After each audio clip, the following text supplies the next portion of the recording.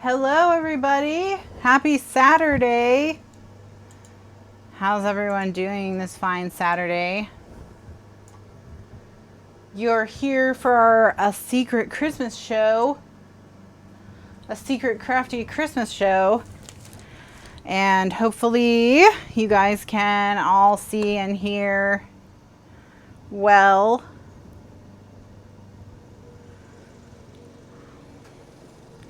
I posted on Facebook and hopefully people will see it and get the notifications.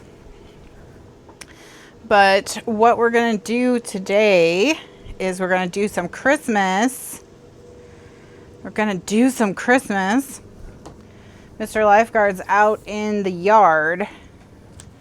So you'll be hearing him. And then just so you guys know what's going on here is last night I had to go to the bathroom in the middle of the night and I decided to go in the dark, try to walk to the bathroom in the dark, and I bumped into the wall and I jammed this finger into the wall so hard that I had plaster under my nail, and the nail broke right about here, so about halfway between the cuticle and the tip of the finger. So it's currently camouflaged from your view because it's not cute, and it was excruciatingly painful. I do not recommend you do that. I do not recommend it. Okay, so I'm going to work on the bags in sets of 2, and this is going to be the right side. And what I'm going to do is I'm going to number them.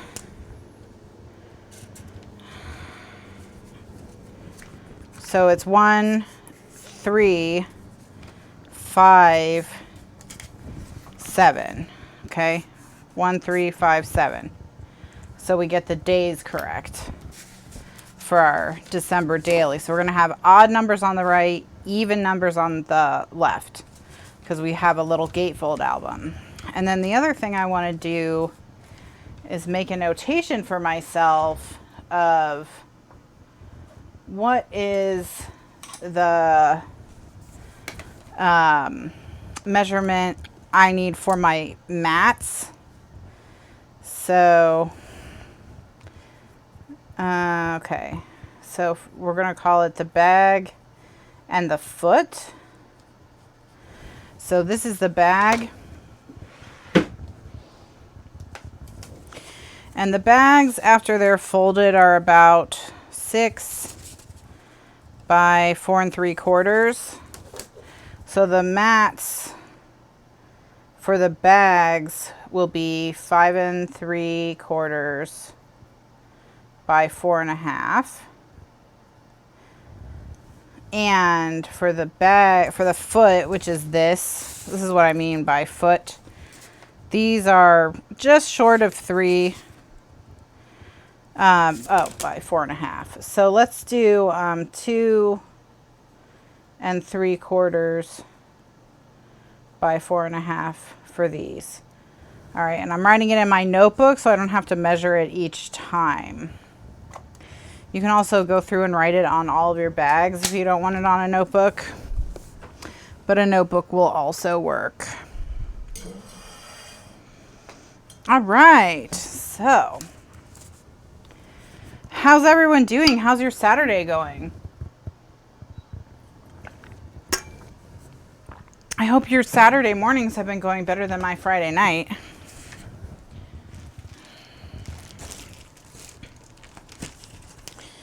All right, so what I'm going to do is I'm going to pull out the papers that I did not use yet. Okay, so far I've used this quilt, this book, this red dot, and this musical note. So I'm going to pull out everything else. And I'm also going to pull out these border strips and these 6x8s here. Okay, because we can use all of these.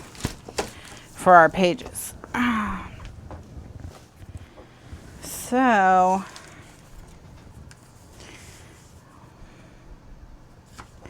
like right here, I'm seeing this would be very cute as a page.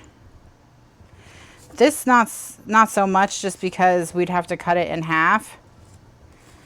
But this would work as a page that we can use in another way. This bottom section here would work very well.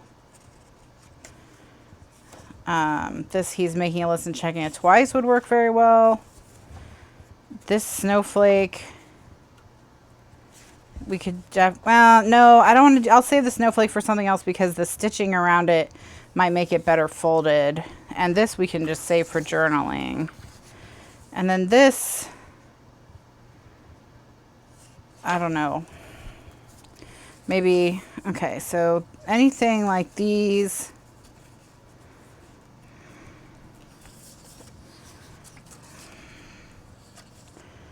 Seeing which ones of these could work on a bag. They're all kind of long. This one could work, but not this one.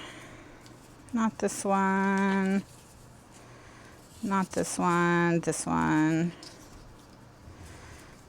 And not this one. But this one could. Okay. So we've got a nice little pile here of things that we can put on our bags. And what I'm going to do is I'm going to try not to overthink this. So when you're doing December daily and you're doing it ahead, you're working ahead, you really don't have a lot of, you don't have photos to work with. So you don't have to worry about matching. All right, so what I'm going to do is I'm going to take this Fiskars trimmer and I'm going to cut a 6-inch wide by 5-inch piece off of each of these that I think would look good on a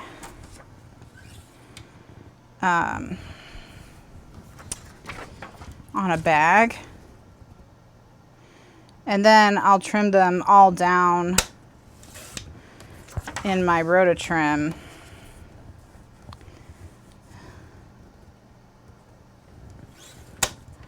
Later.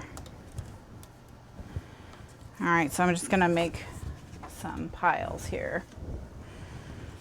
So same thing, this one I already know is 6 inches wide. So I'm just gonna cut it to 5 inches.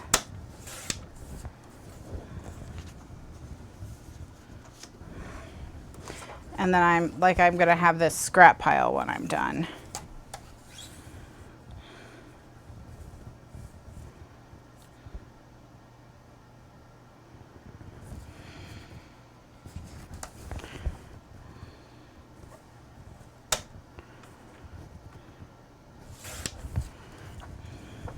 I'm gonna cut, and then this is a quick way to do it. So again, don't overthink. Just cut, cut, cut, cut, cut.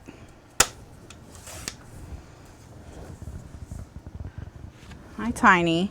I've got a tiny cat creeping around. Let's see if she makes an appearance. And so I'm just gonna cut a 6-inch pieces of these two. Hey, tiny buddy. Can you come say hi?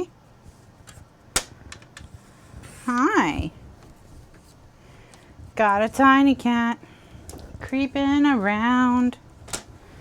All right, so it's a good start. Next, I'm going to go through, because we've got 24 of these bags to cover, and I'm going to cut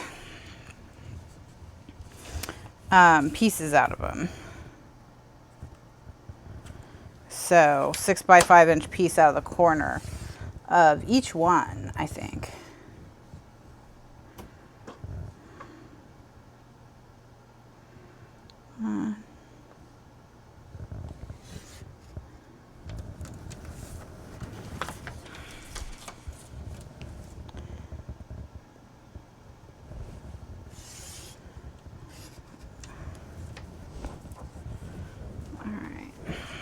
I'm just going to check and make sure I got the chat.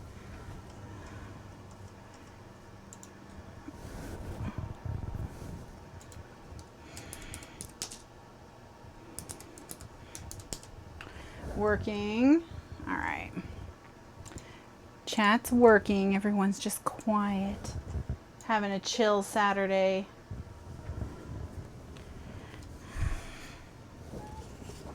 Meow. Mew. Hi, Barb. That's cool. Just wanted to make sure I wasn't missing anything.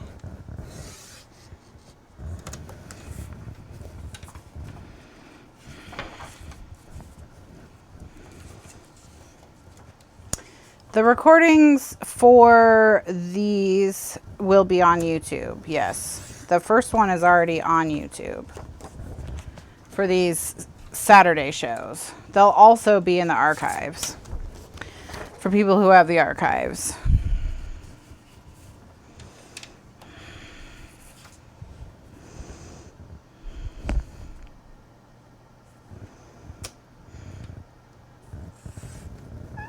Hi, squeaky, squeaky.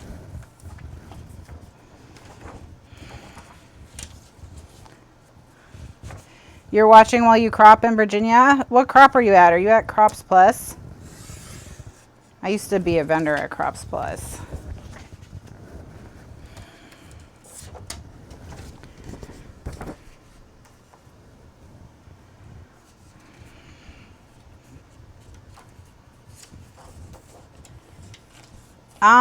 Well, I don't have a cat. Technically, my sister has a cat, and my sister lives with us. So, I have a cat guest. I have 2 cat guests. 2 temporary cat friends. And the one that's currently making those little tiny mews is Tiny Cat. Oh, Weekend Memories. Oh, we have met before at Crops Plus. I apologize if for not remembering. I'm extraordinarily bad with names. I'm sure if I saw your face in person, I would know that I had met you. But like I'm just terrible with names. Please forgive me.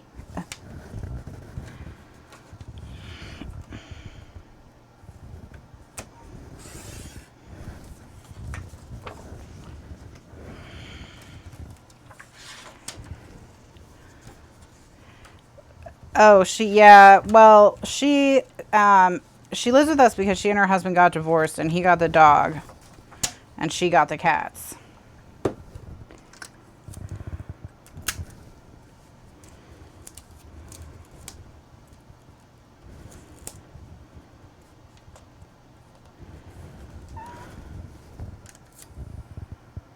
Tiny Cat.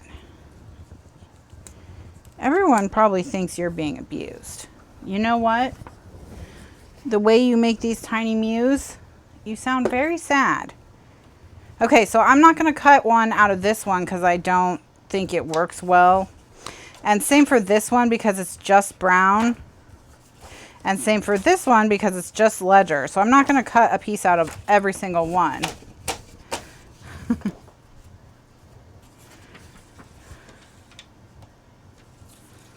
We are making a paper bag album, an old school paper bag album.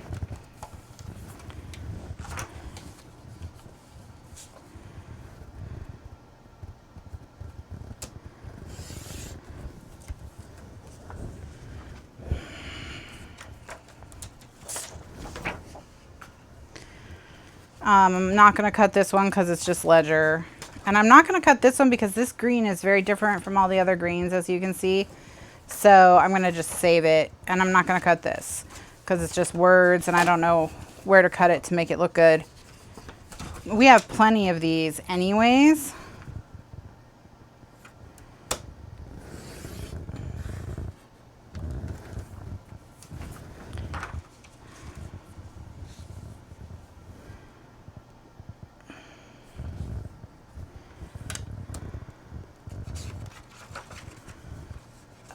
Welcome, Scrappy Mom, Scrappy Crafty Mom. Welcome to everyone. This paper line is Handmade Holiday by Simple Stories. It's an older collection that I wanted to use the first time it came out and never got around to it. So I got the digital one, and it's one of the things that I printed while I was learning how to use my digital printer. So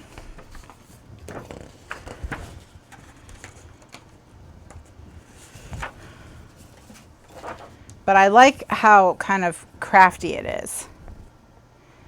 So welcome to Linda and to Rebecca and to Barb and to Judy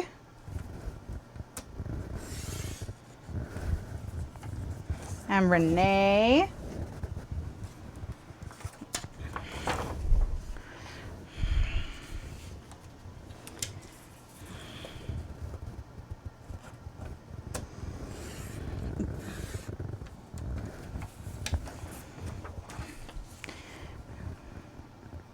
Hope you're all enjoying your Saturday. If you missed the first part in this series, it is available as a recording on my YouTube channel, so you can go back and take a look at it.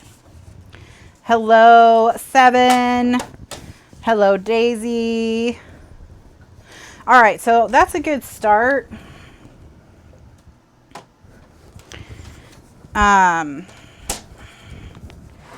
So what I do when I'm working on a project is I keep small scraps like these in a little bag so that they don't get lost in my kit bag. And when I need a little small piece, they're all together. So if you've ever wondered why I have that little bag, and then all the scraps that are of a size. Well, the printer is, oh gosh. If your goal is to save money, I don't think printing your own paper at home is ever going to make a lot of sense, because it's going to be very hard at home to get close to, you know, the efficiency of a factory. However, this printer does come very close to it. You know, we priced out that the ink is, you know, between 4 and 10 cents a sheet, and then, you know, you can get papers that are 25, 35 cents a sheet. So you're getting very similar prices to factory printing. And then if you're the kind of person that's like good with Photoshop and can manipulate images, then it might be worth it to you to start customizing your own stuff, making your own papers. So that's part of it. I'm going to continue talking about the printer while I go off camera to cut these down to, what did I say? See, it's a good thing I wrote it down. 5 3/4 by 4 1/2. All right, 5 3/4 by 4 1/2 for the rototrim.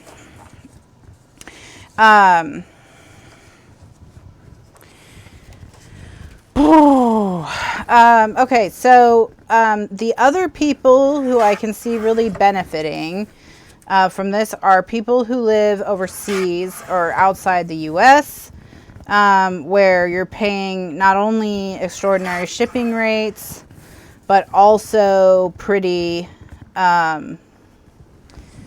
extraordinary import taxes. So you're getting kind of a double whammy. I mean, I know I've shipped boxes of paper where there's been a $40 import fee on top of, you know, $30 of shipping for the person. And so at that point, you're talking about, you know, you're adding another $75 to every purchase. And then it can start to make sense. However, even for those people, I would recommend you, somewhere in your town, is usually on the wrong side of the tracks, is a local print shop. And if you take the digital files into them to print, you know, they can print at very, very close to factory prices. And you're still going to be able to save the money over the shipping. You don't have to have a printer. So really, I think it's best suited for people who want to do a lot of customization or who want to use paper collections that you just can't get anymore. So I didn't, I didn't jump in to it because, I thought, well, I'll just buy paper. But when it really started becoming a trend and I was getting a lot of questions about it that I couldn't answer, I did. So, and I do enjoy it. Like these papers I printed 12 and 3/4 by 12 and 3/4. So I have a little bit of extra paper over the 12 by 12 because I use A3 Plus, also known as Super B paper, which is 13 by 19 to print. And so I just filled the sheets because I was like, well, why not? I mean, it doesn't need to be 12 by 12. There's no specific reason other than that just is what the size is that we print everything. So I'm glad I purchased it in that sense, that I think I'll get use out of it. I think I'll also be able to be helpful to people who are exploring this trend. But also, I'm glad I specifically purchased a super tank printer or a continuous ink system printer. My previous Epson wide format photo printer, which I've had since 2008, is the Epson R1900. It costs $156 to replace the cartridges on that. And the ink bottles for the Epson ET16500, which is the one that I have now, they cost $56.66 to replace. But the difference is that Epson says the ink bottles have the same amount of ink as 50 cartridge sets.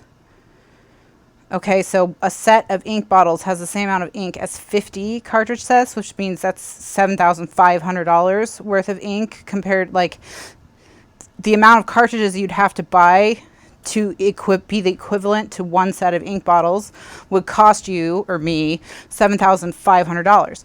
So where I think buying a printer that has, Epson calls them super tanks or eco tanks. They're also just like industry wide. They're called continuous ink systems. If you want to buy a printer to do this type of stuff, please, please, please, I am begging you, do not buy one that uses cartridges. Do not, because it's going to cost you so much more per sheet to print. It's really, plus I haven't had to change, or well, you don't change, you refill. So the printer pulls ink from the bottom of the tank and then you pour ink into the top of the tank, so it never comes offline. Not like with cartridges where you've got to turn the printer off, put in the new cartridges, put it on, and it cycles through its whole thing. I think that's why it's called a continuous ink system, because it's continuous. We haven't had to change them. I have printed a ton. So Barb Angle King, the inventor of the perfect trim tool, she asked me if I could calculate how many sheets you could get out of an eco tank. And according to Epson's like measurements in their lab, it was like 6,000 and some sheets of Super B paper. And I said, look, that's in their lab, those are perfect conditions. Let's just say you only get 25% of what they're saying you can get. Even then, it's still 1,500 Super B sheets before you have to replace the bottles. And that's if it is as bad as 25%. So really, it's just an incredible value to get one of the printers that has the continuous ink system. Epson calls it super tank or eco tank, but continuous ink is what it's known as in the printer industry. Some printers you can add a continuous ink system to them aftermarket. Of course, that will void the warranty of the manufacturer, but that's up to you whether you want to do it or not. Super B is A3 Plus or 13 inches wide by 19 inches long. Super Tabloid, the B stands for tabloid.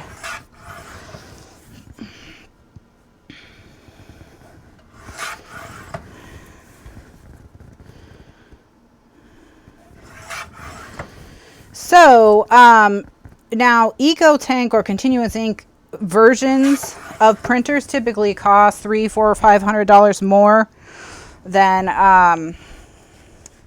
the cartridge versions of the same printer with the same specs. Do not be put off by that, because you are saving so much money, because it comes with 50 sets of cartridges in the box. So yes, you know, $300 might seem like a lot, but that's only 2 sets of cartridges for a wide format photo printer like these. So it is worth paying the additional money. And then I offset that when I got mine by getting a factory refurbished model from Epson. So it only cost $5.99 instead of $9.99. So it eliminated the price difference between, you know, if I'd bought the normal cartridge version of that printer versus the Eco Tank. So I basically got the Eco Tank version for the same price as the cartridge version.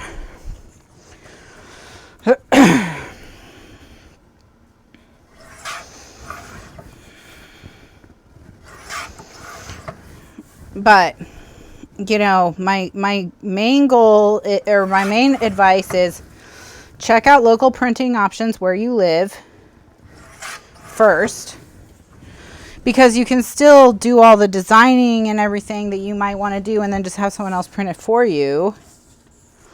So kind of make sure you exhaust that avenue before anything else, because you might be surprised with what a good deal you can get using a local print shop. And so you can still get the like benefits of it without the having to buy a printer at home, where you can manipulate the papers and such. And then you know, just buy the paper you like and use the paper you like. It's like I said, unless you are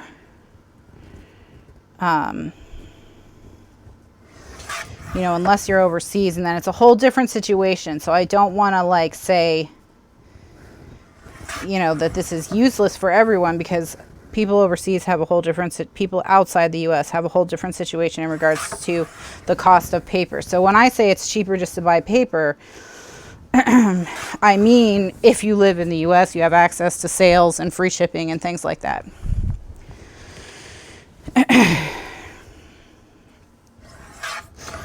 So I don't, you know, mean that in a totally American-centric sort of way. I know that it's not true for everyone.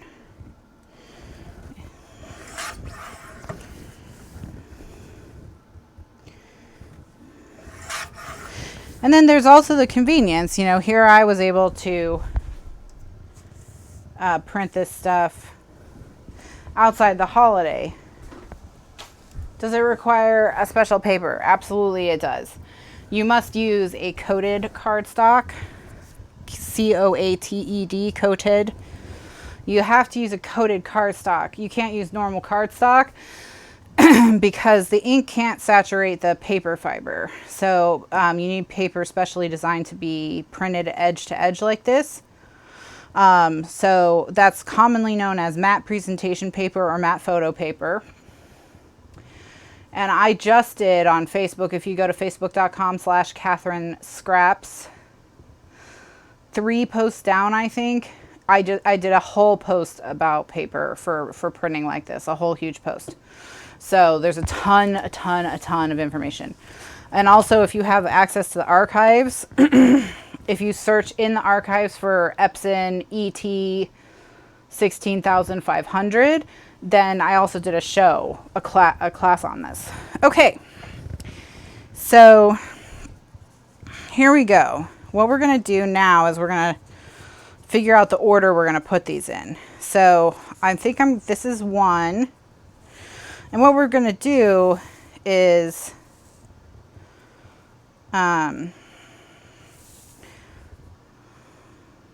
this will be 3, 5. This will be 9. 1, 3. Okay, so this is 1, 3, 5. We need, let's do 7. 7 will just be on the back of something, so.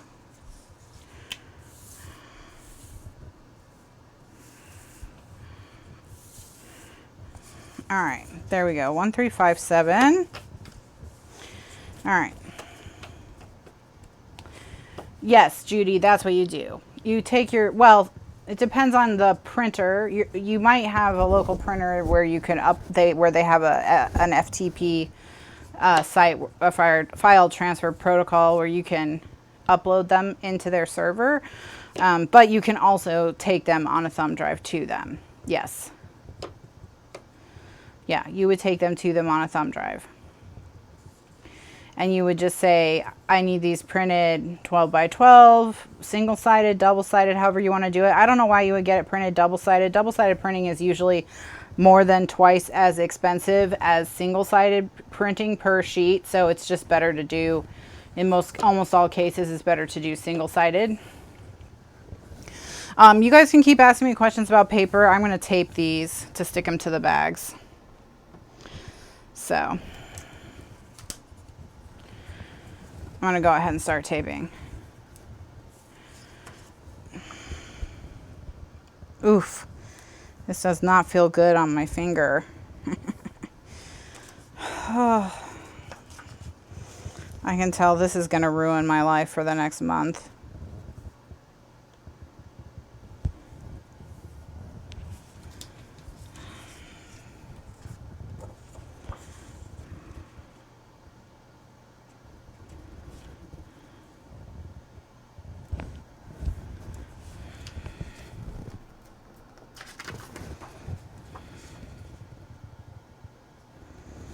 So what I'm doing here is I'm making a paper chain.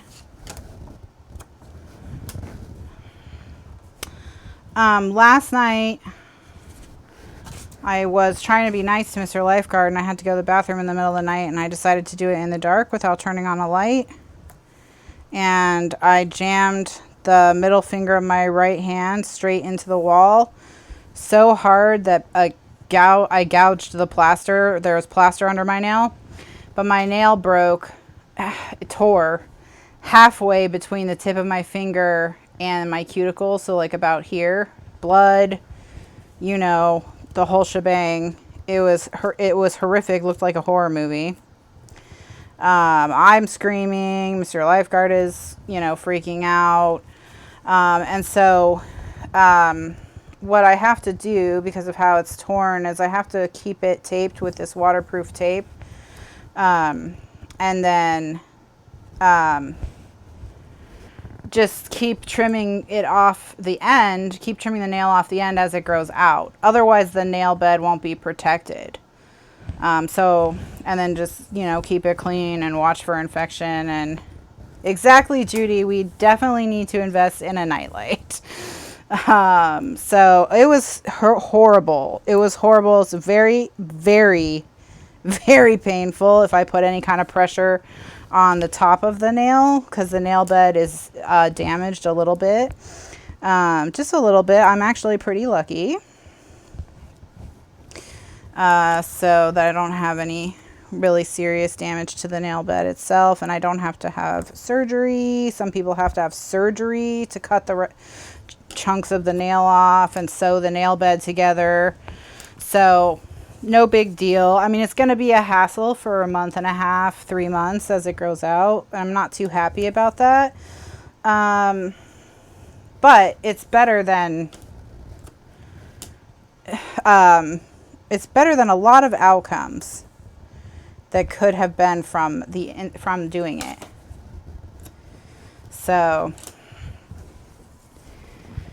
it's just annoying that it's my right hand. If it had been the middle finger on my left hand, which the middle finger on my left hand is my longest nail because it never breaks, because what am I using that for? You know, other than letting people know how I feel about their driving.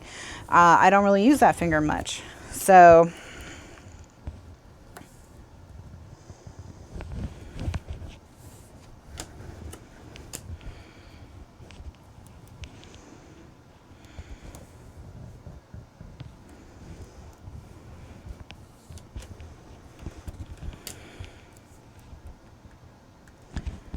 Yeah, so we definitely need to get...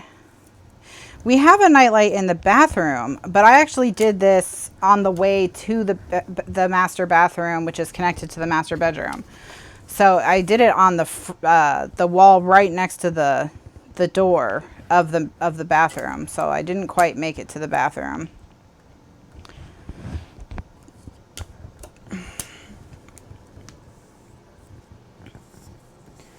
Well, this way they can really see when I'm not happy. Exactly.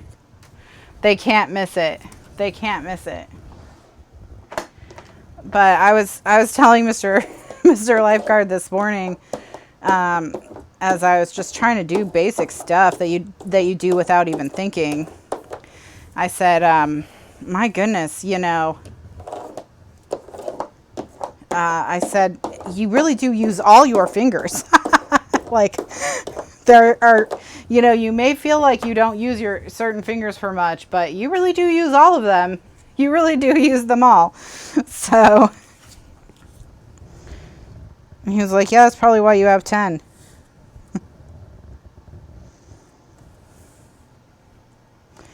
Well, after we had, you know, gotten it dealt with and we're back lying in the bed, staring at the ceiling at like, you know, 3 o'clock in the morning, he said that was probably one of the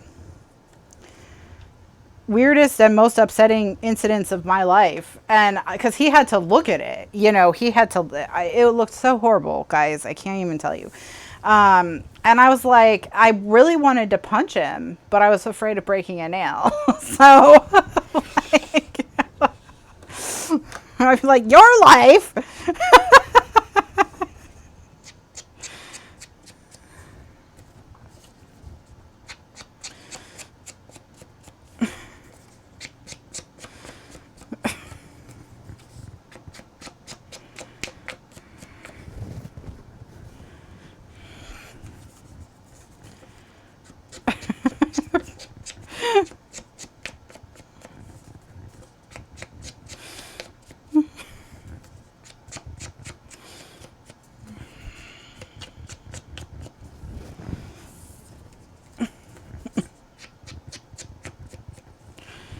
So yeah, that was pretty bad.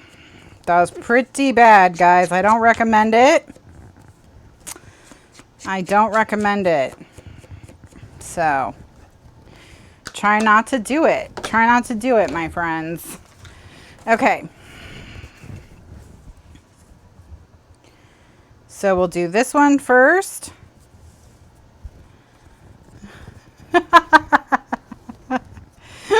That's okay, Barb. I thought, well, you know, maybe I'll just wear diapers until it heals so that I don't have to worry about breaking another one. Oh gosh, guys, I don't recommend it. I don't recommend it. Don't do it. Don't do it. You won't be pleased with the outcome.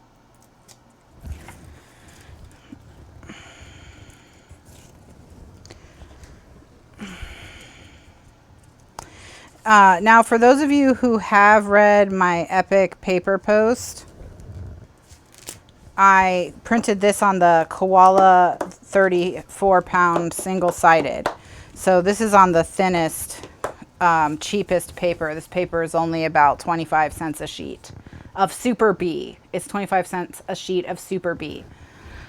So it's, and the way I printed it is I printed the 12 by 12 sheet at the top. Well, we have a whole system down for removing the tape. It's at the blue tape is, this is just a Band-Aid that I put on it to cover it because it's gross. The waterproof tape that is on it, we actually have figured out a system for removing it, which is we have to hold down the nail. One of us has to hold down the nail while the other one carefully peels it so that the nail doesn't move.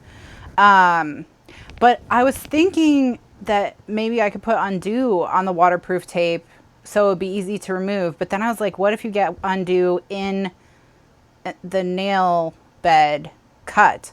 So I think I have to wait until that's healed to try the undo, and we'll just do it as a 2-person process.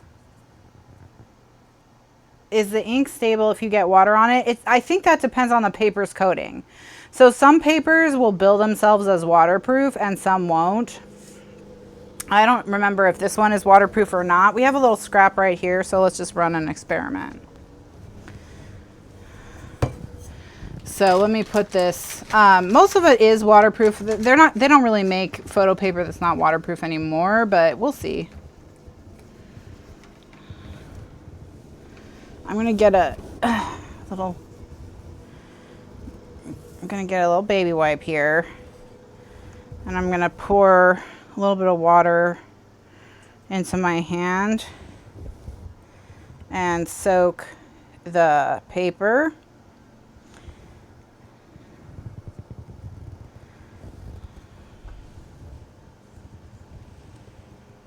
And we'll just see if any of it comes off.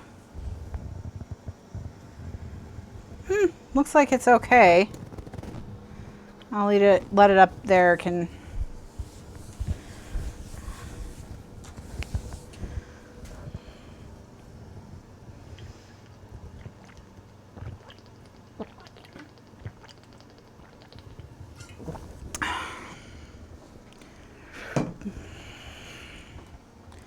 Yeah, I mean, it looks fine. I don't see any, I mean, the red is probably what would do it.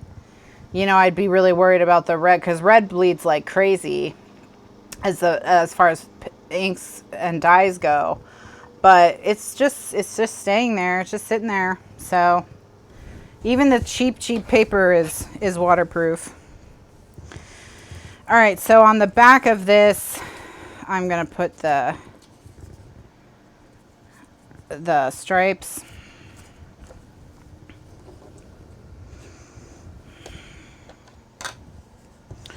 For some reason I didn't ink this one.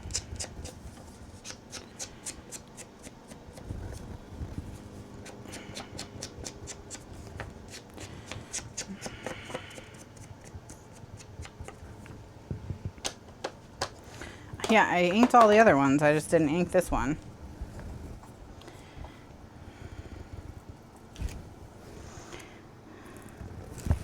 The other thing it might be good for, Barb, now that I'm thinking about it, is, you know, you could make prints of your personal artwork. So like,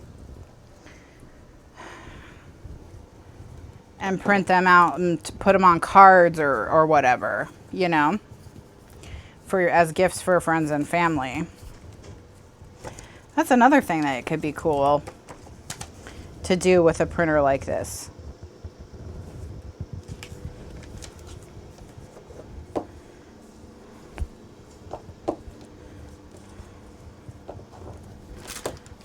All right.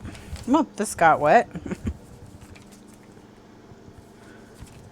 All right, so we've got one side of the bag covered, and so what's going to happen is this one's they're going to get attached foot to foot.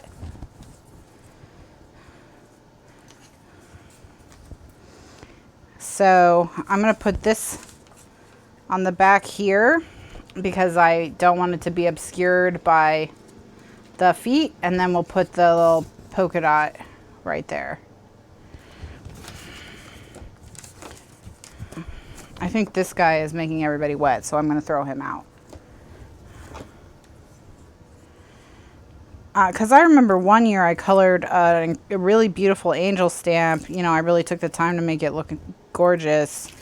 And I wanted to just, you know, scan it and make it for everybody for Christmas cards, because I didn't have time to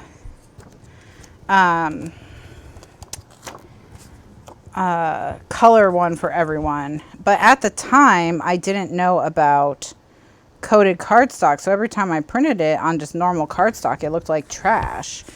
You know, blurry, and the colors were bad and not vibrant. I just didn't know. So now I know I could do it now. Maybe I'll try and find that card. See if I still have it.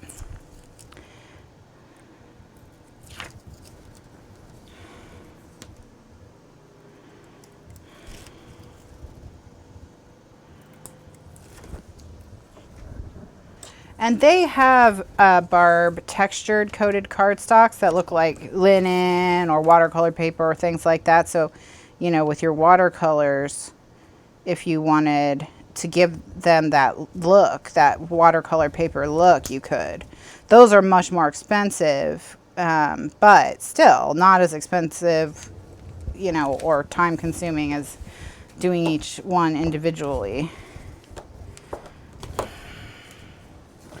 All right, so these will go here and here.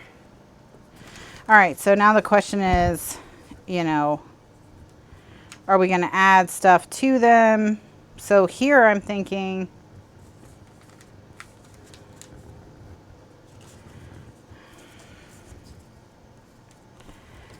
just so it's not, okay, which one do you guys like better? Do you like, if so they're going to be like this is how they'll look, and they'll have stuff in between them. Do you like as a border on this one? Ooh, or should we do this one over here and this one over here, just to dress them up a little bit?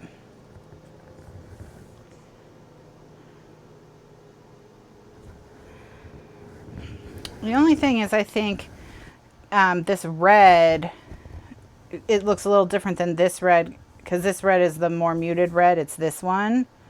So this looks, I think it's making everybody else look a little dull. If I take it away, I think it looks better. So let's see what else we can come up with.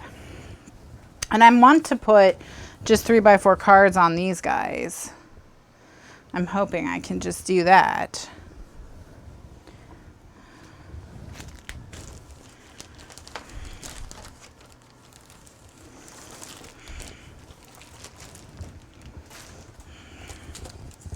So because this is a Simple Stories collection, there's a ton of Hi, Tiny. Here. You want to come over? Can you walk in the drawer? Are you afraid? There you go. You got it. Uh-oh. Uh-oh, your foot is sliding. What are you going to do? Gotta take your foot off the plastic bag. There you go.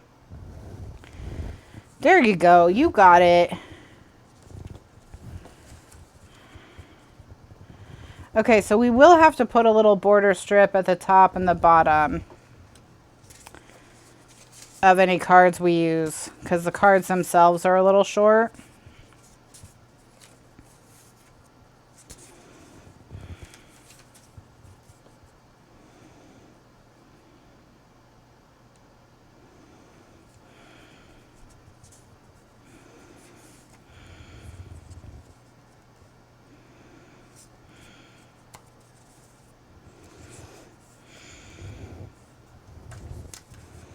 All right, so I like this one, the North Pole Hot Cocoa one.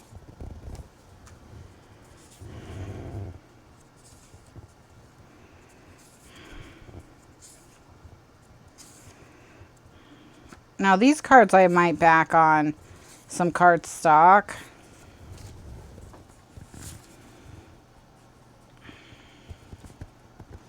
Like maybe a dark brown cardstock where they poke out the top.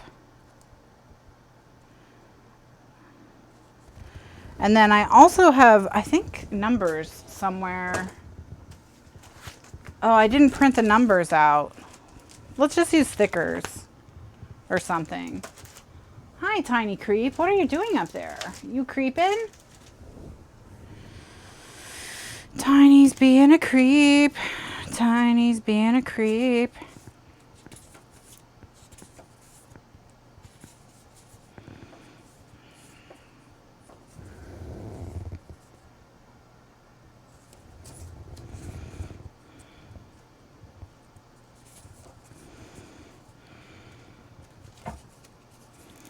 I know I just said not to spend too much time on this, right? Didn't I just say it? Don't spend too much time. I like the candy cane. I just don't like the rich and creamy as much. I'm going to do this because it has similar stripes to the candy cane. Okay. Now we got it.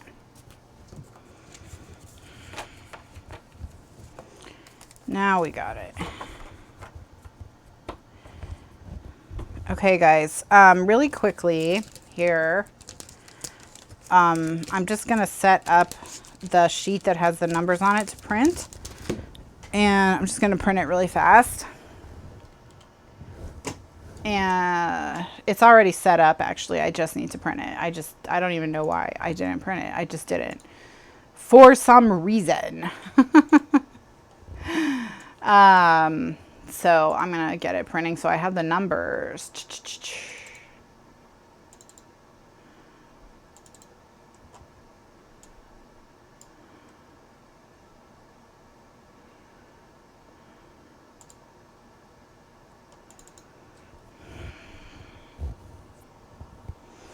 And this cardstock that I'm using, this brand, comes in 2 different weights. And I use the thinner weight for this one, and I'm going to use the thicker weight. I use the thinner weight for the paper, and I'm going to use the thicker weight for the element sheets that I made, so that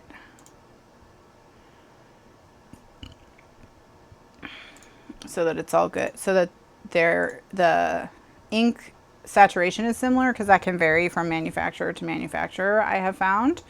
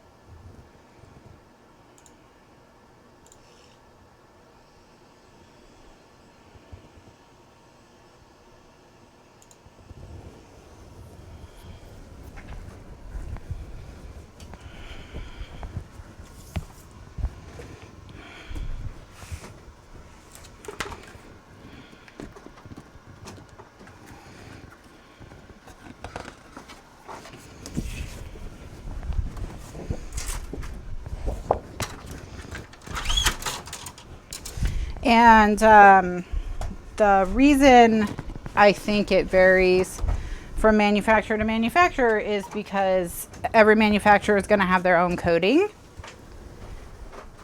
and every manufacturer is going to have their own exact shade of white. And so I think the combination of the shade of white and the coating is what gives you the actual print results. So I found, as I said in that Facebook post, I found quite a decent amount of variety in color from company to company. A surprising amount. A surprising amount.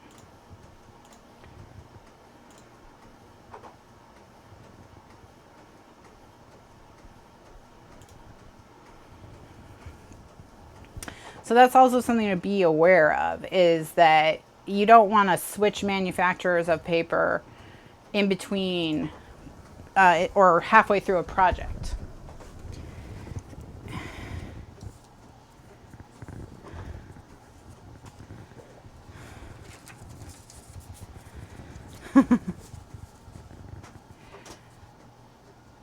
Can you use smaller paper sizes too? Yes, you absolutely can. You can use 11 by 17, you can use 8.5 by 11, you can use legal. It takes all kinds, and it takes custom sizes of paper as well. So,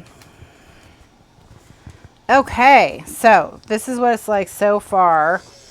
So what we're gonna do is, with these, I think I'm gonna find like a nice chocolate brown maybe to back them,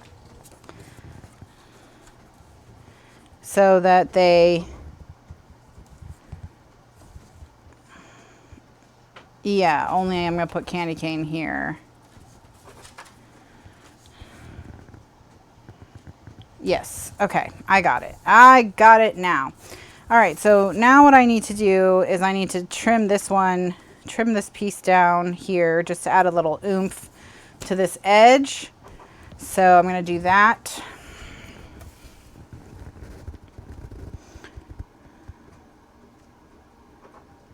What's the height on this? Oh, 4.5, right, guys? 4.5.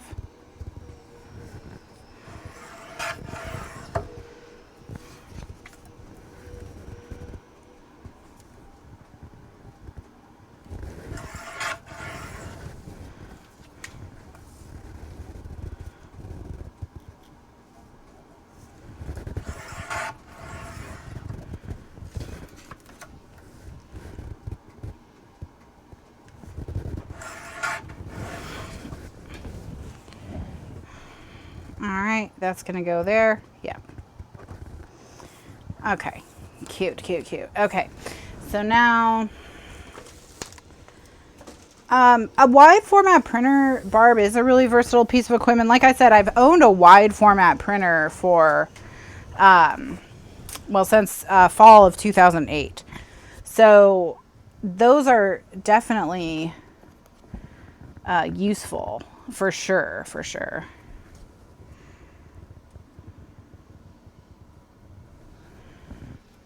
Okay, so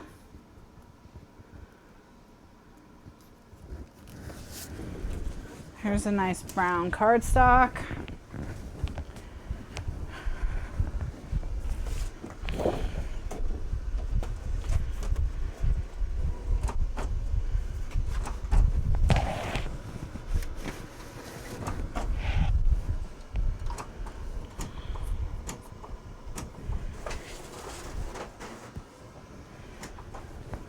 Okay, so this is what I just printed, which is just the elements. And what I was able to do was I was able to make the elements bigger. So because these were very tiny little stickers in the original collection, and I'm talking like less than 1/2 inch.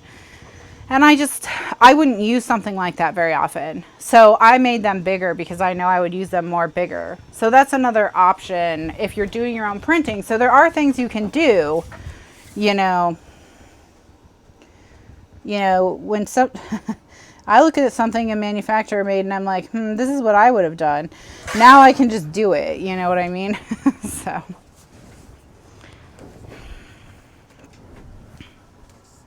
I think these are 2-inch circles. Hopefully my 2-inch circle punch will work.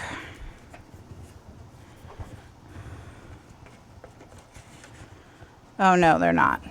All right, let's try 1 3/4.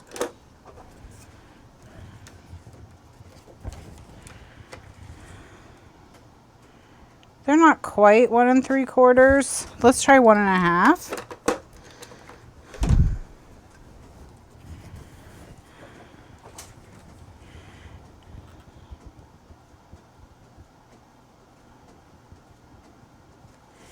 One and a half is really small, so I have to decide, do I want to be just around the stitching or do I want to have a white edge? And I think I'd rather be just around the stitching.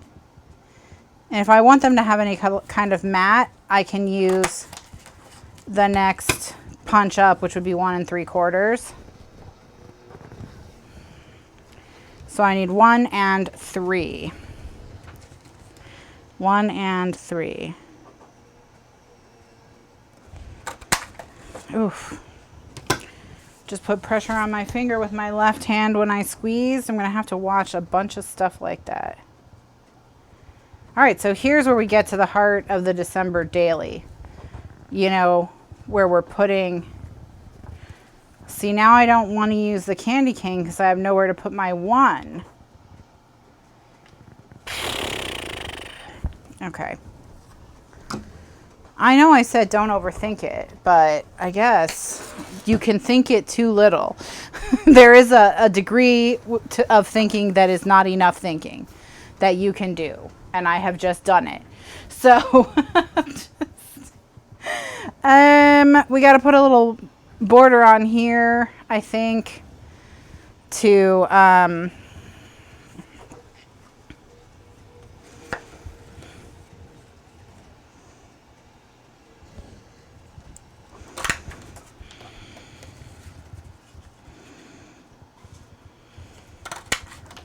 I'm going to get the 5 and the 7 out at the same time. All right. So don't overthink it. Don't underthink it. Exactly, Rebecca. Some thinking is required. Some thinking is required. It's not a no thinking project. It's a low thinking project. So, okay. All right.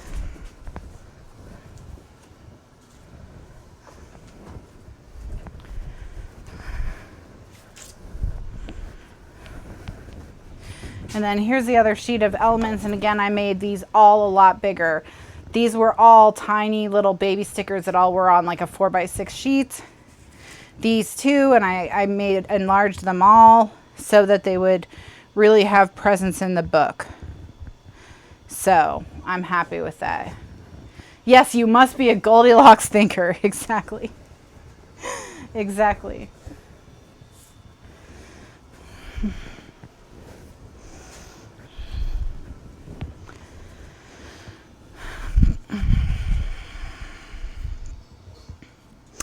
All right, so these are 3x4 cards. So I'm going to cut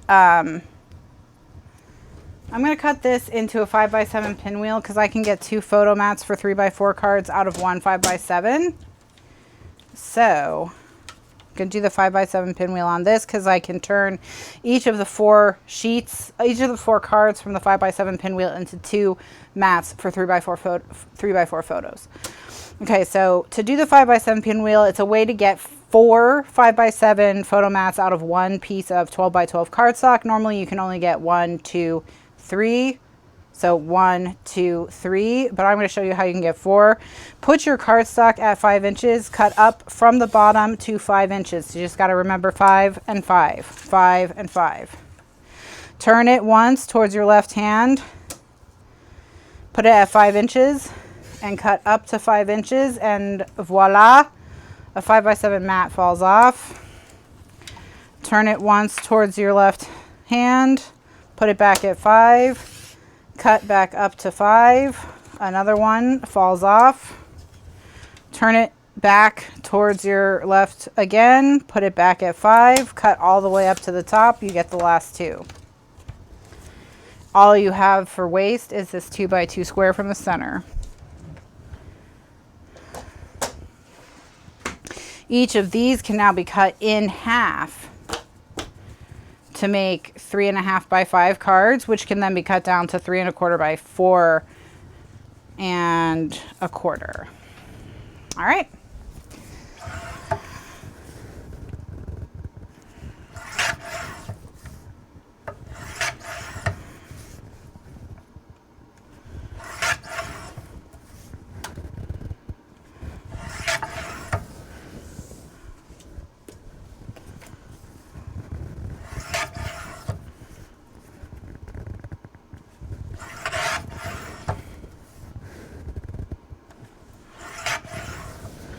And there's your second one.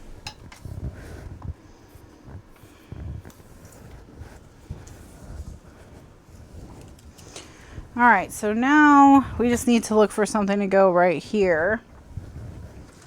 Or no, we have something to go right there. We need something to go right here. I kind of like how the burlap looks. I just think the red's too much. I could cut it so that we remove, cut around it, so cut the red off. That's one option. But before I do that, I'm going to look at my 4x6 cards and see if there's a design on any one of them that would look good on the edge of this. So I'm just going to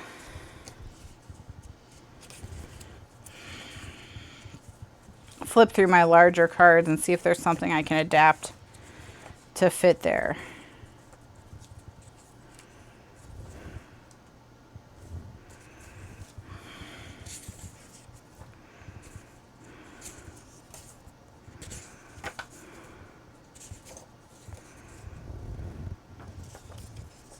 This is pretty cute, but I don't think it's enough on its own.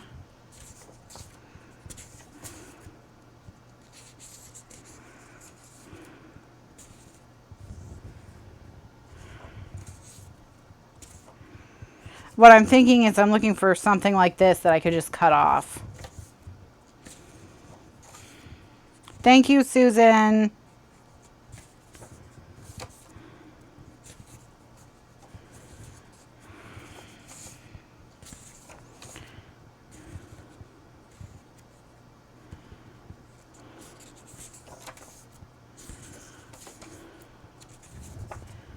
Now this is a way we could go. I could, you know, cut this banner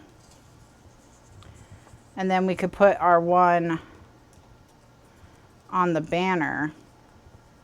Cut the banner off from the red. So that's an option.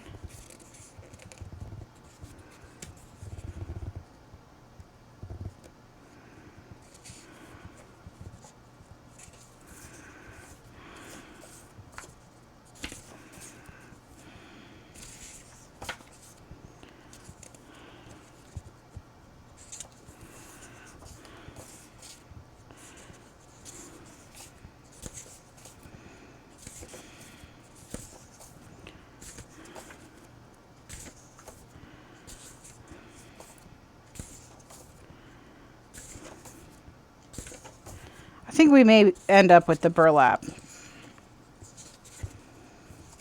Yeah, that's probably what we're going to end up with, which is fine. Yeah, let's just go with the burlap. Let's not overthink. Let's not overthink.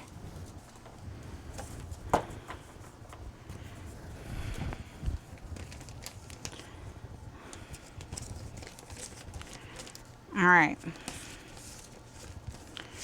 So what I'm going to do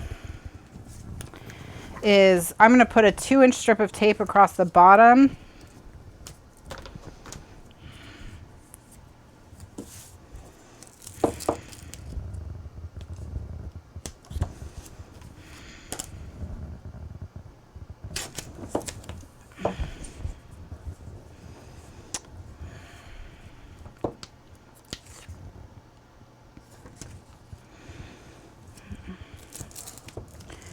And across the top, why not? All right, there we go. Okay, now let's ink or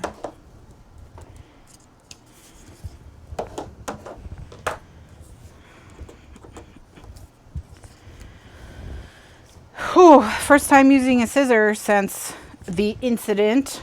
Hopefully it'll be fine. Yeah, it's okay. I wouldn't want to sit and fussy cut a lot of things, but it's not too bad.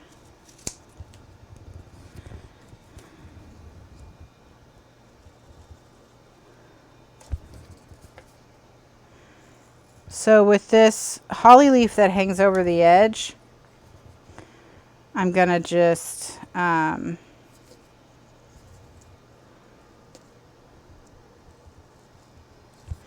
leave a little bit of the paper surrounding it, and I'll finish it with the craft knife.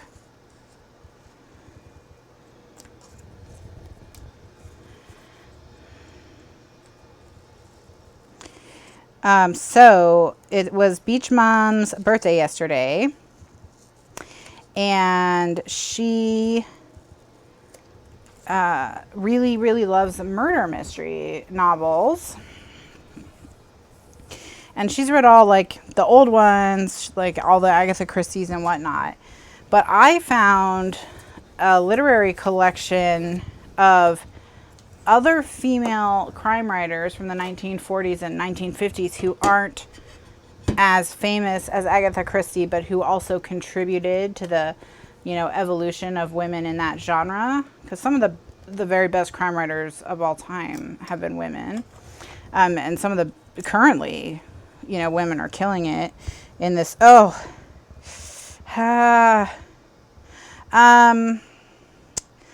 Guys, I don't know how to do this. I hold my pencil and craft knife weird. I've always balanced it on my ring finger instead of on my middle finger.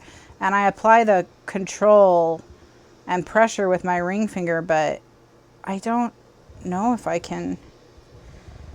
I'm going to try and do it the normal way, like a normal person would. It feels Very strange. But I got there. I'm okay. I'm okay. I was like, if I can't use a craft knife for a month and a half, I am going to be pissed. But looks like it's okay, guys. Looks like it's okay. I will be able to use a craft knife.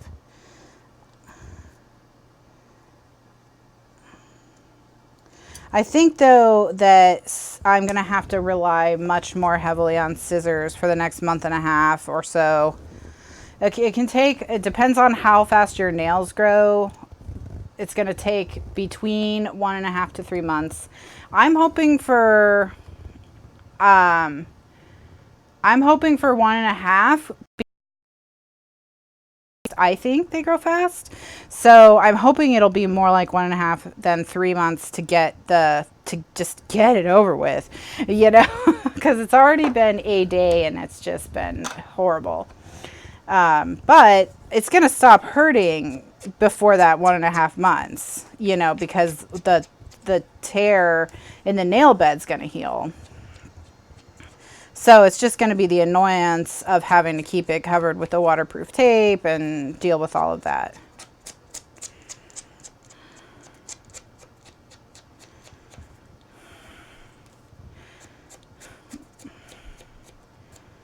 No, June Marie, that I am going to have to be flexible in learning new skills. I'm going to have to relearn how to do stuff.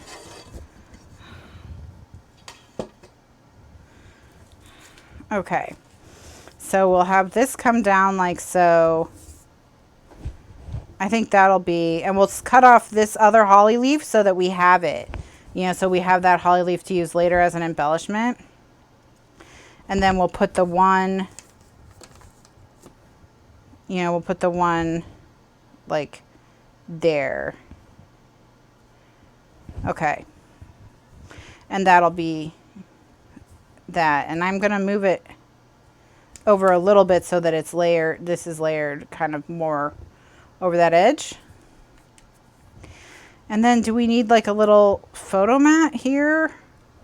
Or should we just leave it simple and then you can just stick your photos in as you need? What are your guys' thoughts? I am going to use the 1 3/4 inch hole punch, which is the next one up from this one, to cut a hole out of the center of each of these photo mats because they're going to be covered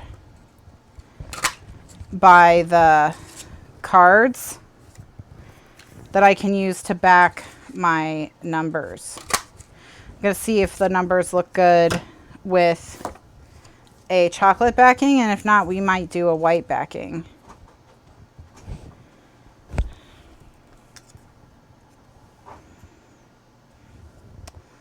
I don't know. I think we need a white backing, guys. What do you think? No photo mat? Okay. Yeah, because then you can just print your photo, your photos as they come and stick them as you like them. I think these need to be on white though, guys. What do you think?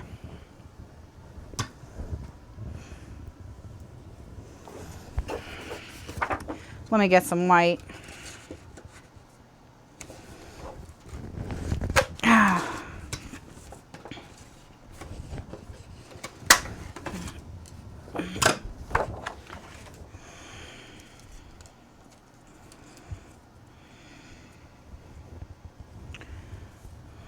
Yeah, white. Or do we need something in between? Like red? Is the white too bright? Because I feel like the white's making the one look a little dull. What do you guys think? Maybe we need to just leave them by themselves. Maybe they don't need a backing.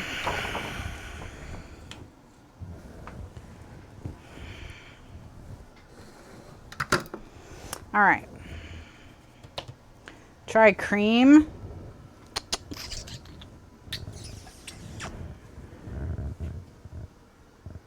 All right, I'm going to try a color called coconut white. It's kind of like or it's called Coconut Swirl. It's not quite white. You can see it's not quite white.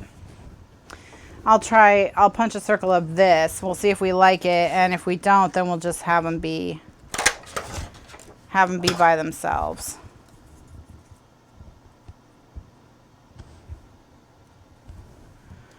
Well, I like it better than white, but I don't feel like it's adding. So this is with the white, without the white. I think the one is more visible without the white because it's like gold. What about that gold glitter paper that I have? Or the gold wood grain, guys, that I used last Christmas? I'll try the gold wood grain. I gotta crawl on the floor because I hid it from myself because, you know, it's not Christmas anymore.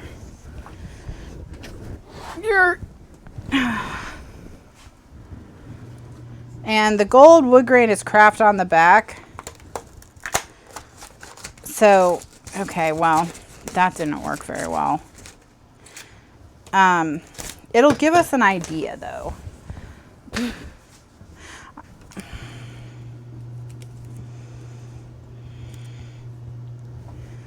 I think the gold's just blending in.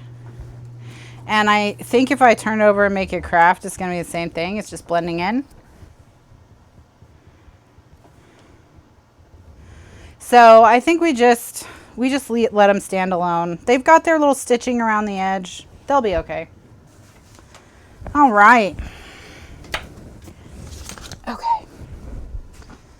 All right, so now we just need a piece of paper to go here and here, something as backing for our cards, and then we'll be good to go with, oops, nope, this goes like this.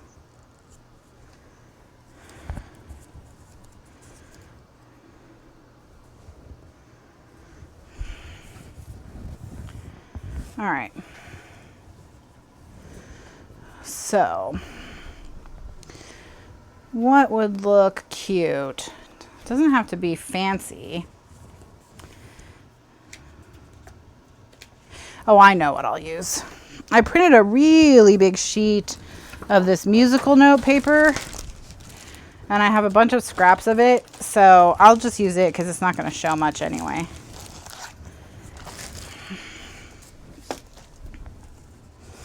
All right, so these little pieces are 2 3/4 by 4 1/2.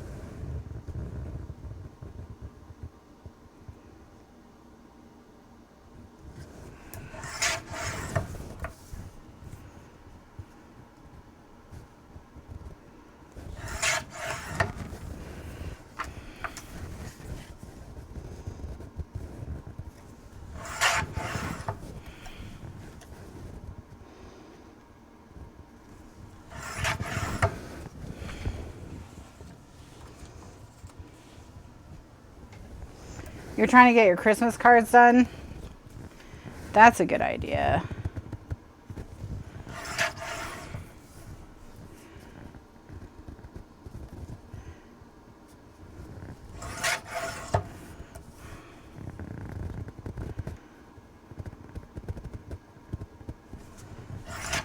Okay. All right, so we've got everything we need now.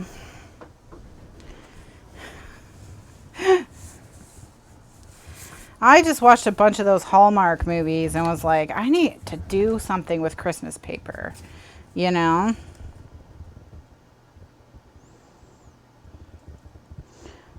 And I didn't really do much Christmas crafts last year because if you guys recall, we were doing the 4K upgrade to the classroom, and we spent the month of, we had to take the month of December off pretty much to completely overhaul everything in the classroom.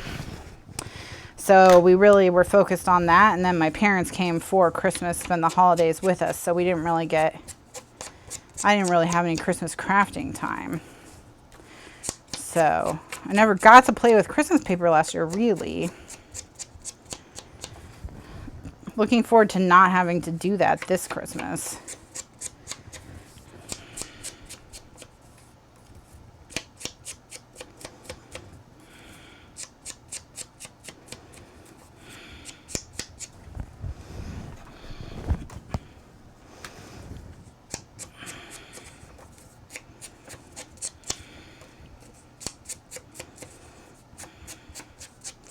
All right, so I'm gonna glue everything down.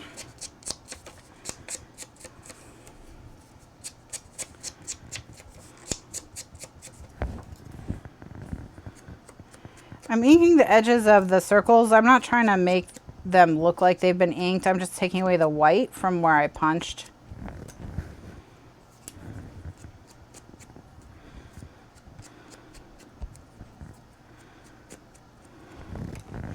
And then I've got to ink around the edges of this guy and stick it down. And then I'm going to show you what I've got planned for the inserts, because I want to give you plenty of space in the inserts for photos. So every bag's going to have the same insert, and we're going to do 2 per bag.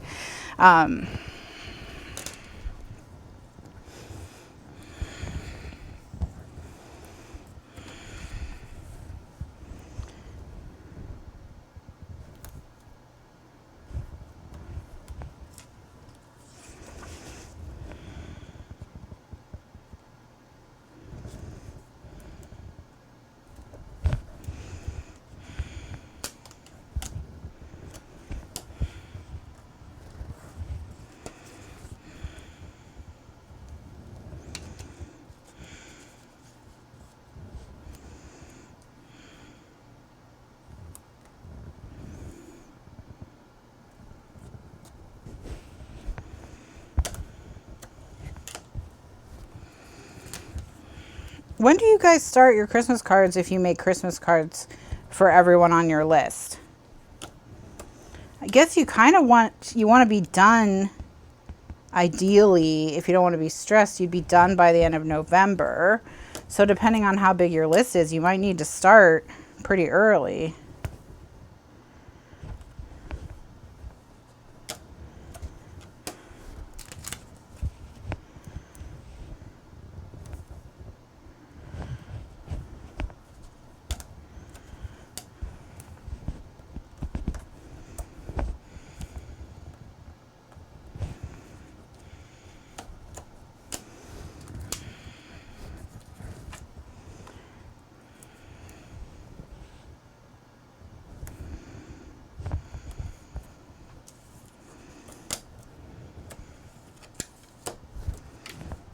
Oops, I wasn't really thinking. I should have just done these two stuck together because they're the same size, but it's okay. Oh, here, I'll do it like this. There we go.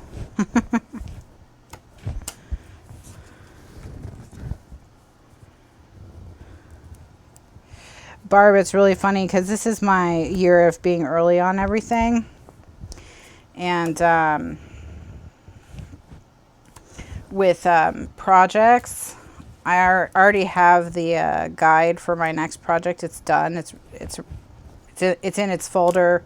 It's ready to download and sell and everything. It's just not for sale because I haven't finished the project I'm currently working on. And I've already designed the next project after that, and I just have to sit down and write it.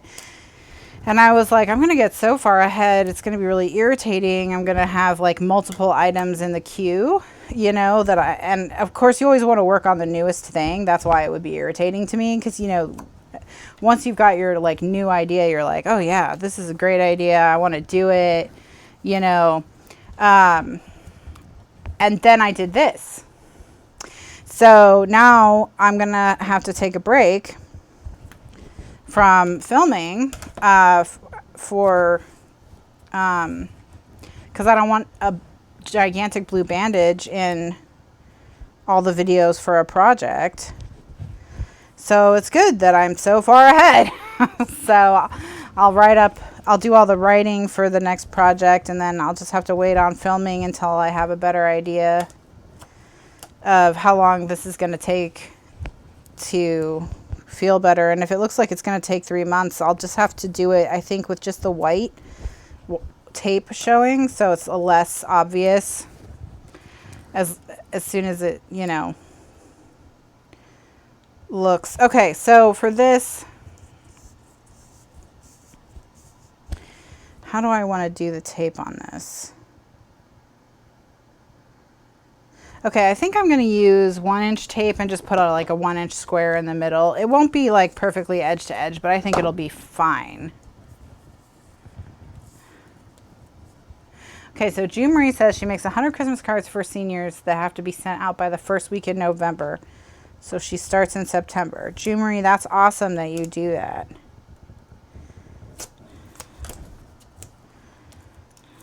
That must feel really good around the holidays. To know you brought joy into so many lives.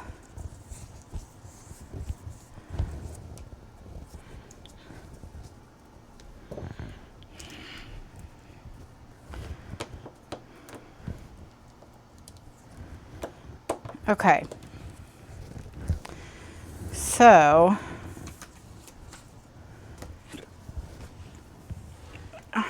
wow, so you've done 500 cards. That's 500 smiles.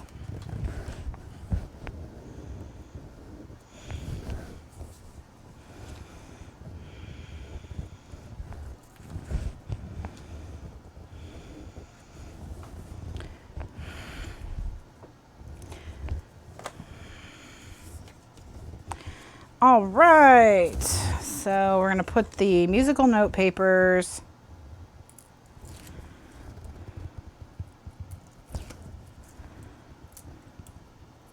hard to come up with new designs though. Well, that's true.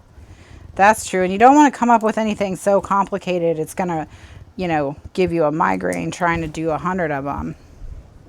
But you still want it to look cute for them, so you got to find the right balance.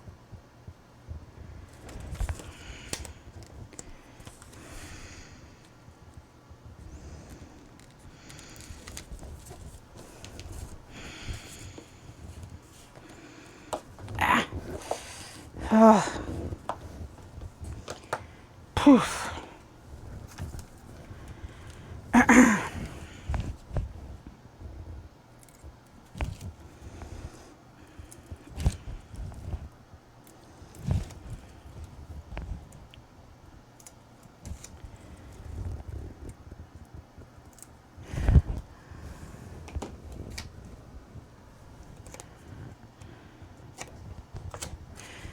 No glitter, yeah.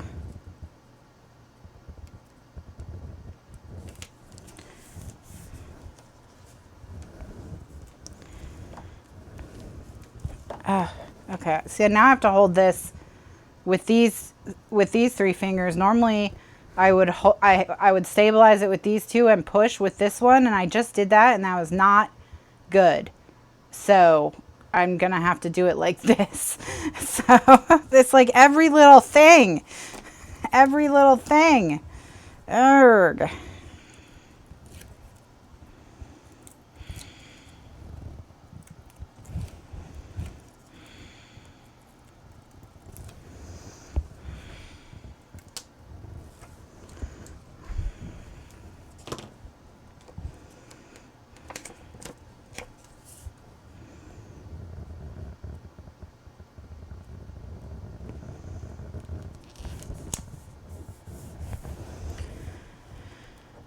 Yeah, it's not great.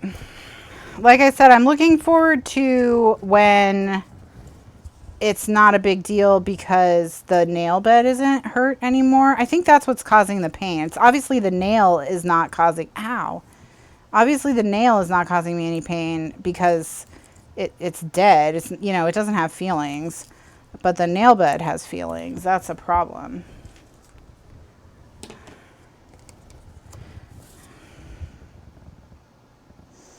Yeah, it's like I said, you wouldn't think that you use your middle finger for a ton of stuff, but then you are like, oh, well, yeah, I guess I use my middle finger for a lot of stuff. Yes, anyone can access the videos on YouTube for this project. Just subscribe to the channel and you'll get notifications whenever a new one is posted. These are also in the archives if you have membership, but they're also on YouTube. They're extra shows. They're not part of the normal shows. So I also uploaded them to YouTube as separate videos. So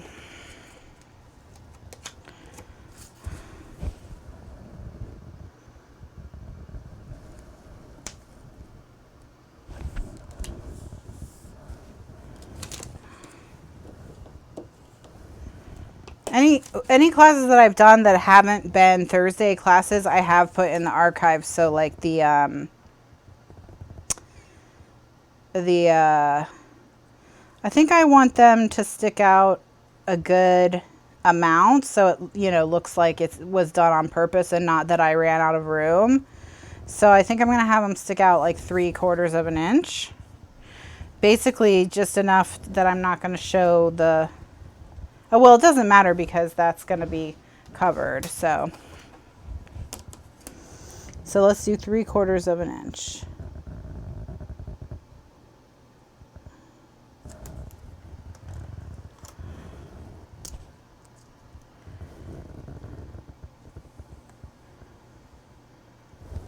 So what I'm going to do is I'm going to put my tape just short of this.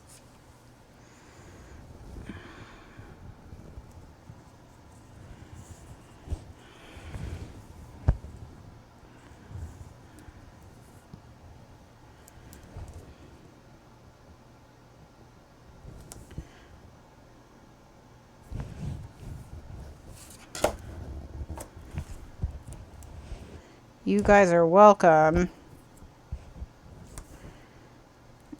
Yeah, I'm gonna do, like I said, anytime I do something that's not part of the normal Thursday classroom series, I'm gonna upload a copy to YouTube as well as the archives.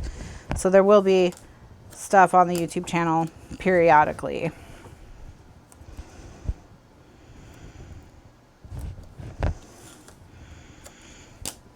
Usually casual stuff that's not class related, I think, is what I'm going to try to do. So like this Christmas in July, I gave all the measurements in the first video so you can make your own. And we're just chilling. There's no set schedule. It's just the schedule is when I feel like it. So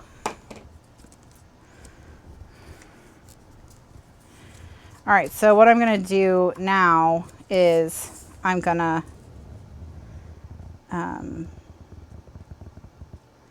center this. I'm gonna line it up with that the pencil line that I drew. Make sure it looks good, and then burnish it because it does look good. And then this one's a little trickier because what we've got to do is I'm gonna we've got to line it up with this one. So we've got to line them up with each other. And then I'm going to put a piece of foam tape between them, I think, to stabilize them. So let's put a piece of foam tape.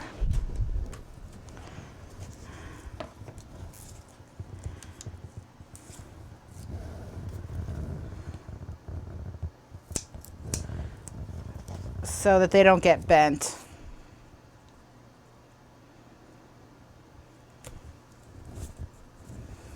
All right. Because there is a gap between them from the two bags.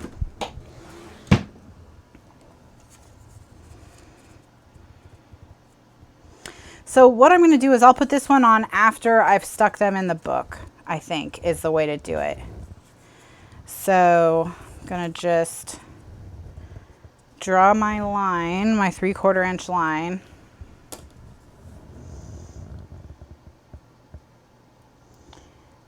Yeah, I wish the Archives app was, wait, let me make sure I draw it on the right side. Yes, that is the right side. I wish the Archives app was a little bit better.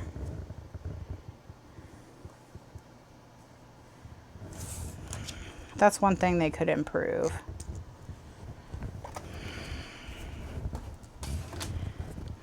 Make it more user-friendly for like the iPad and the phone watching.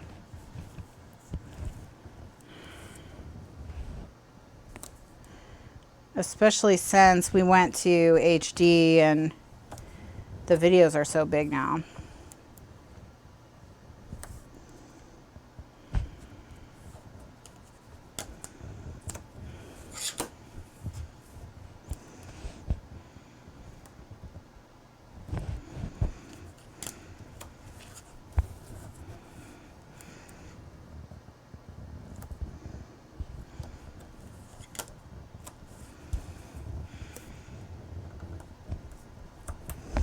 Okay, so that's ready.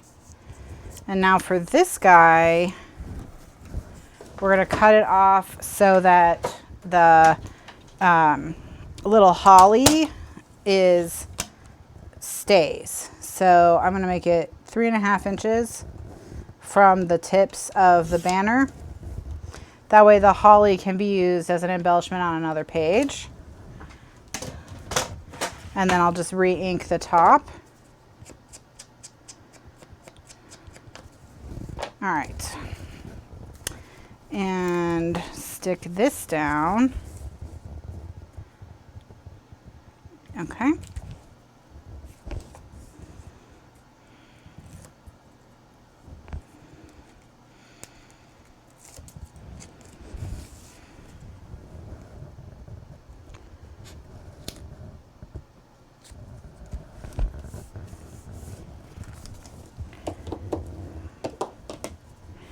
All right, and then stick down our 1 and our 3, and then we can put this in the book.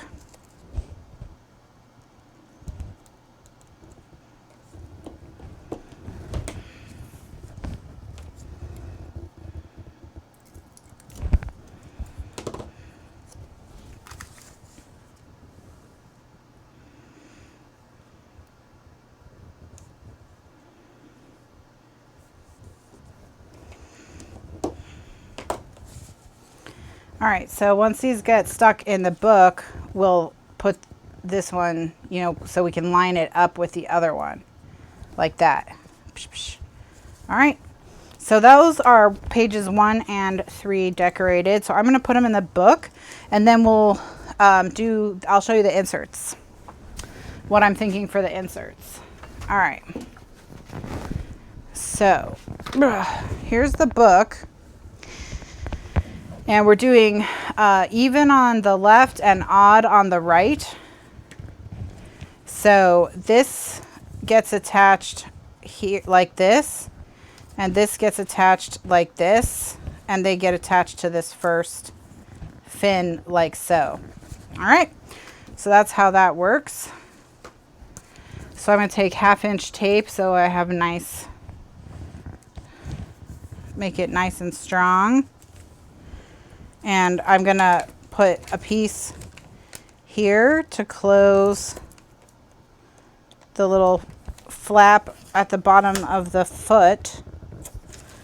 So it's just like one piece.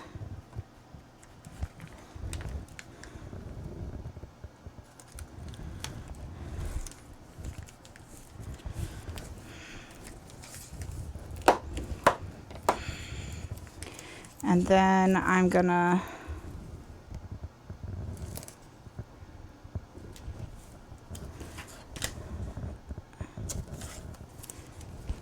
put this all around. Then once we get one set of bags attached to the book, that I definitely want to get that done today and show you the insert. That way you guys can keep going on your own for the rest of the weekend.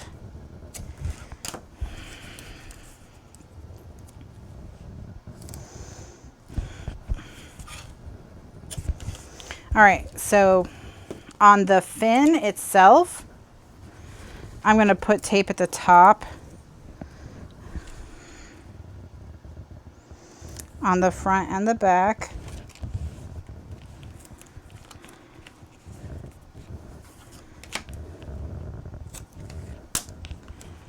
That way I know that there's no gap between the bag and the fin, because there's tape at the bottom of the bag that will get it nice and tight there. Hi, Deborah. All right, so we just need to repeat that with the other bag.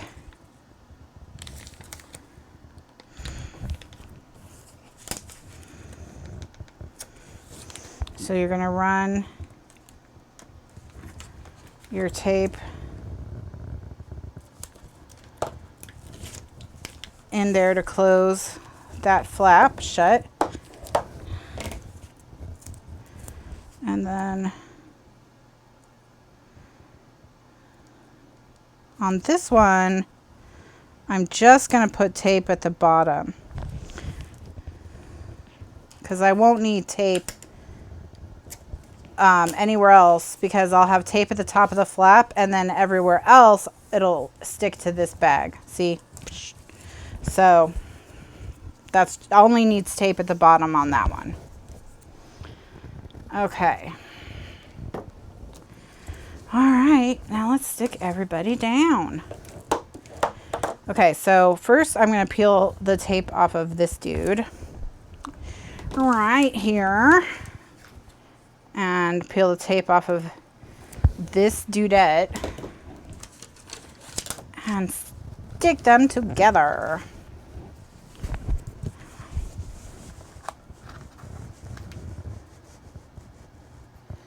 And leave a little breathing room between the bag and the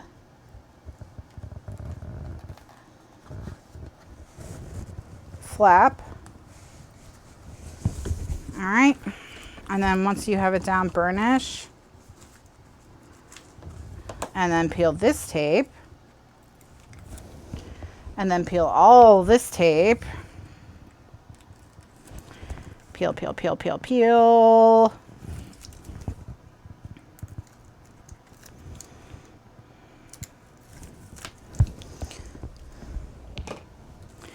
And then we're going to stick them together.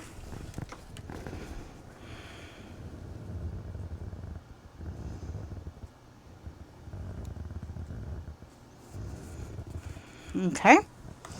And then burnish.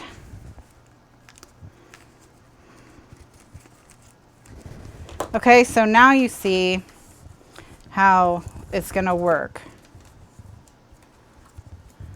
Okay?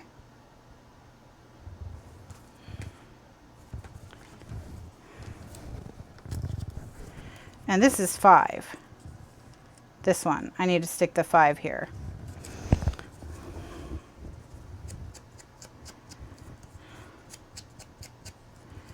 And then the first set of bags, which is 1, 3, 5, will be done. See, so it's pretty quick to get this done, because you can do a kind of assembly line like I showed you, where you do cut out a bunch of the papers to be the right size and just stick them down in an order that looks good to you, and then fill in with a couple embellishments and whatnot. You don't need to go too crazy at this stage, because probably what you want to do is keep a bag of embellishments back, stick down your photos, and then add embellishments that make sense with the photos, you know? All right, so the last thing we need to do is stick down our candy cane. And we left it till now so that we can line them up perfectly with each other. So when they turn as one piece.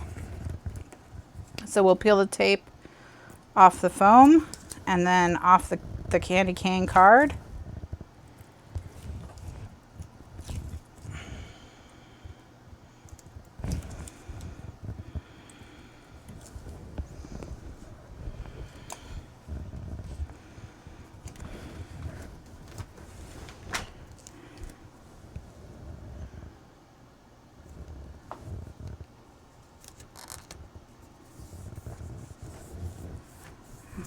Okay.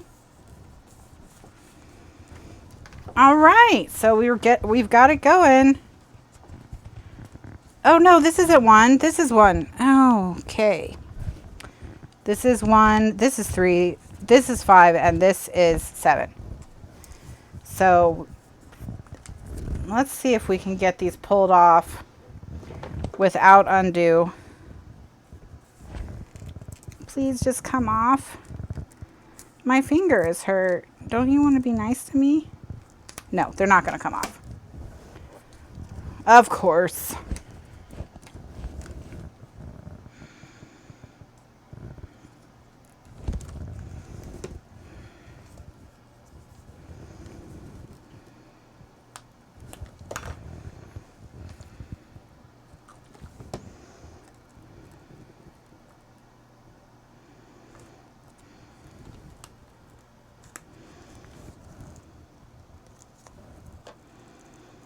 Oh my gosh. Ah!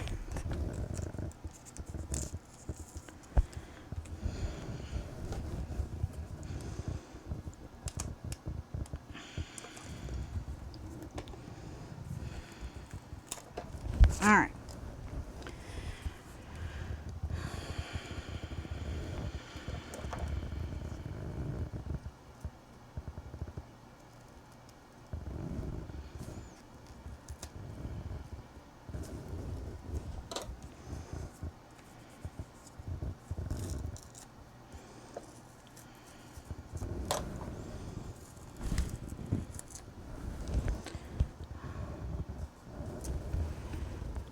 All right, great. Okay. Always something, guys. There's always something.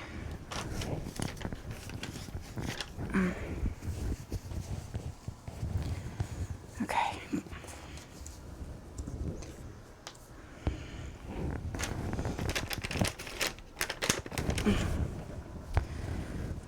Okay, we're gonna have to take them all off.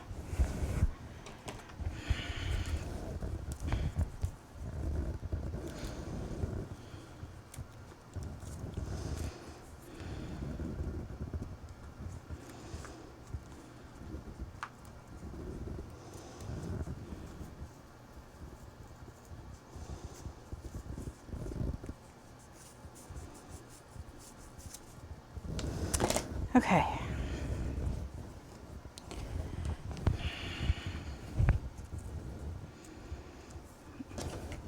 Man, this batch of Miracle Tape has been something else.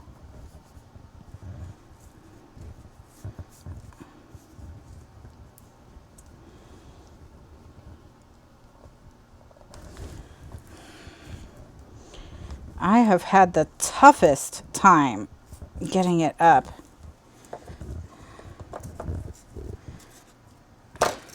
Okay.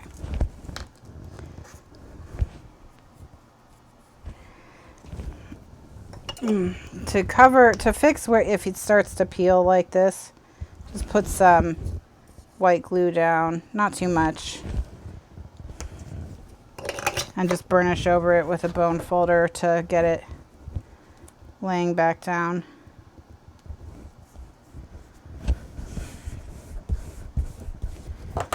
And all right, so one actually goes here, which is totally cute. No problem.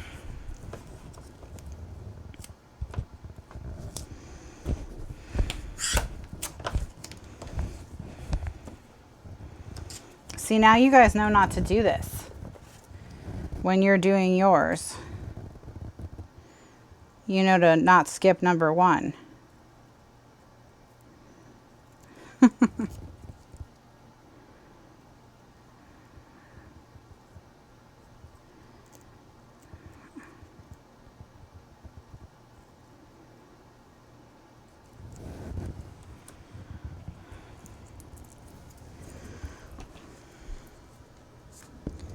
Okay, 1.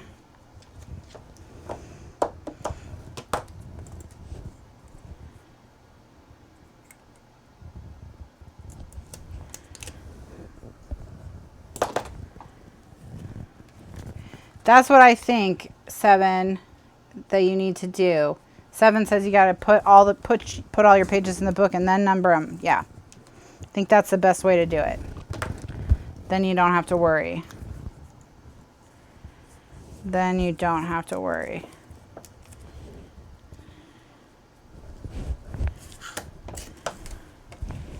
You're very welcome for the lesson on what not to do. We do a lot of that here at Kathryn Scraps Live. We do a lot of that.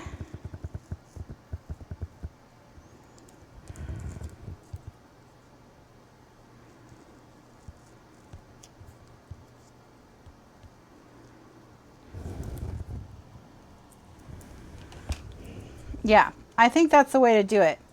So on your first pass, lay down all your papers like these. So cut 24 of your page bases and stick those all down. Then on the next one through, come down and choose, pass through, come down and choose all your cards for the feet and lay all those down. And then on your next pass through, your embellishments like these and the numbers, lay all those down. Then you can stick your photos in and add your final embellishing.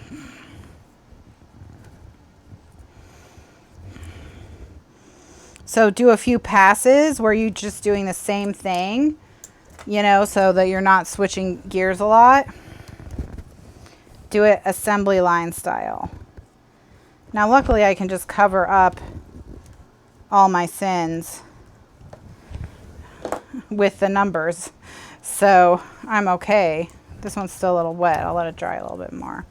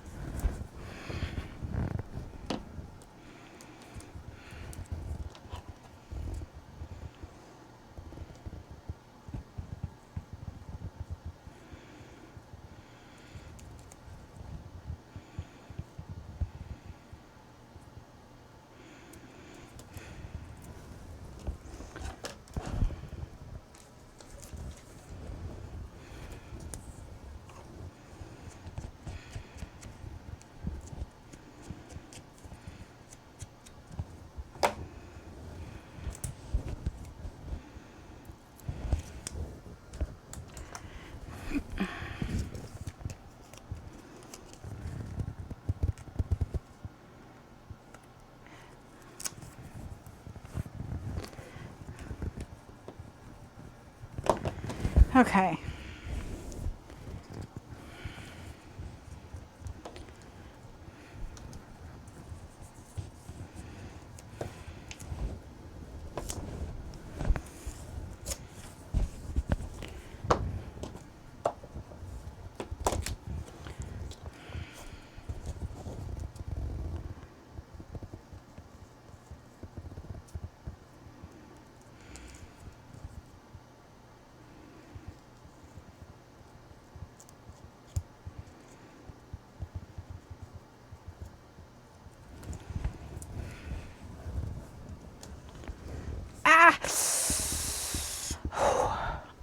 Oof.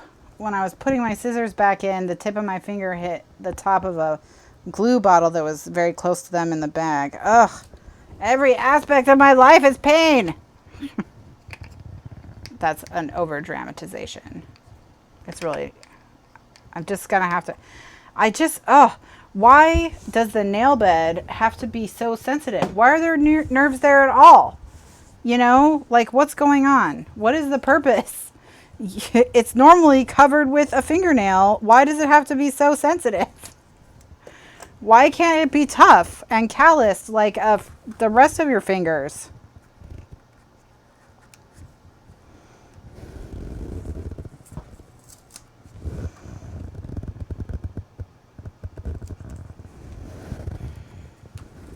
I would like to lodge a complaint with the human design people for overly sensitive nail beds. It's just so unnecessary. Okay, now we got it. Yay! 1, 3, 5, 7. So we've got our first 4 pages in. All right. Okay. So what I'm going to do is I'm going to break the recording here, I think, so that I can upload the next part separately, which is on the inserts. So it's not going to affect you guys because it's not going to turn off. It's just on the recording. So thanks so much for watching another episode of Christmas in July at Kathryn Scraps Live. I'll see you in the next one, which will be on the inserts that go in each of these bags.